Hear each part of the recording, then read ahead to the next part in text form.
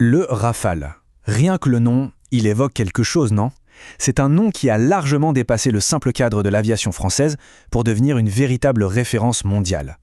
Alors aujourd'hui, on va plonger ensemble dans son histoire, on va décortiquer ses secrets, ses missions, bref, on va essayer de comprendre comment cet avion est devenu un symbole aussi puissant du savoir-faire français.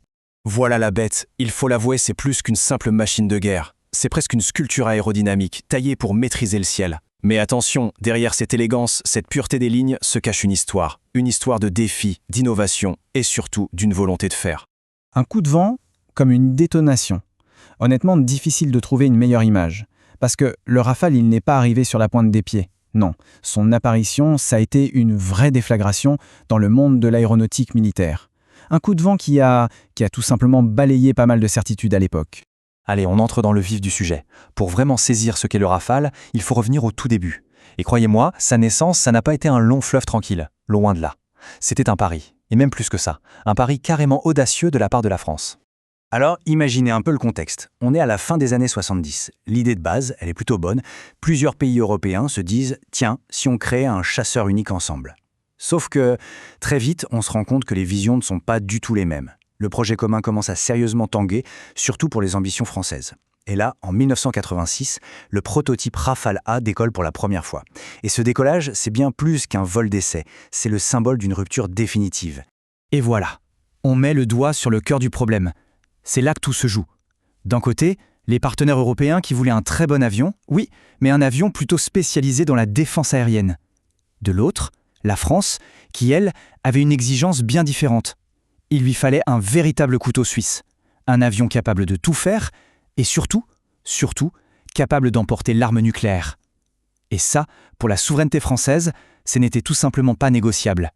Donc, ce qu'il faut bien retenir, c'est que le Rafale n'est pas le fruit d'un compromis. Pas du tout. C'est un acte presque de défiance. C'est la France qui dit au reste du monde « Regardez, on a la capacité, on a l'ambition et on va construire seul un avion de combat de tout premier plan. » Et justement, cette indépendance, cette liberté de ne faire aucun compromis, ça a permis à Dassault de développer une philosophie de conception radicalement différente. Alors voyons un peu en quoi consiste cette philosophie, parce que c'est vraiment là que réside toute la singularité du Rafale.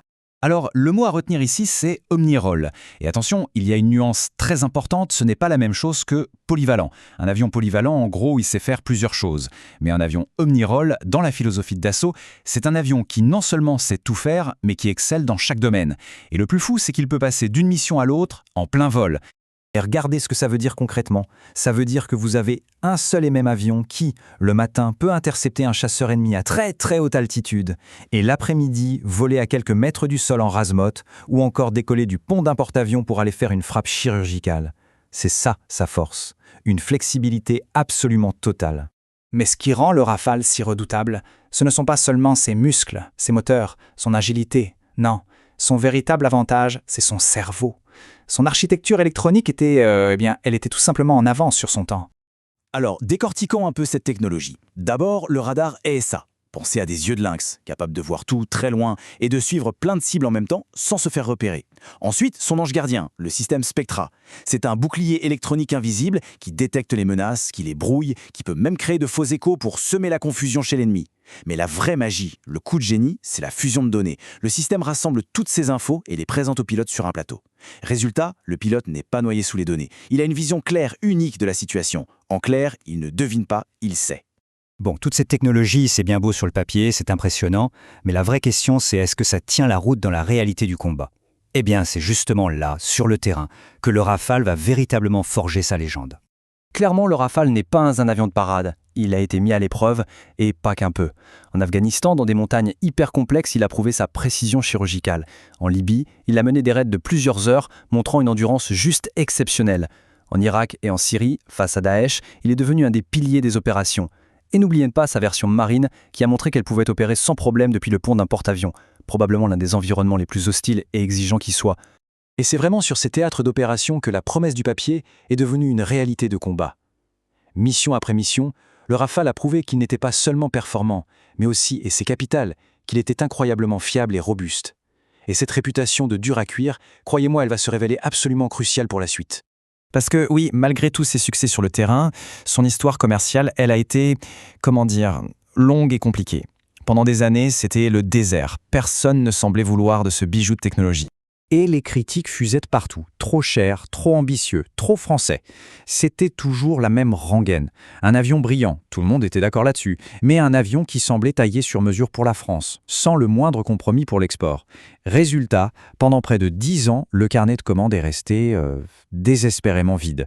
Et puis, soudain, tout bascule. Le téléphone se met à sonner, les contrats s'enchaînent à un rythme vraiment impressionnant. Alors, la question, elle est simple et elle est sur toutes les lèvres, mais que s'est-il passé ?